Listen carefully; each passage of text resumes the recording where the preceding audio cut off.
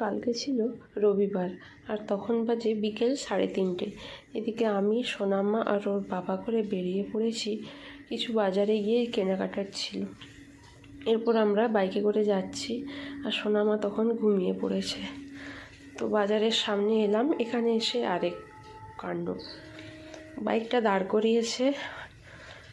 এবার আমি, সোনামা যেহেতু ঘুমিয়ে পড়েছিল, তো বাইক থেকে নামতে গিয়ে পাশে কিছু নোংরা ছিল, নোংরার উপর আমার পা পড়ে যায়। ব্যাস, হয়ে গেল।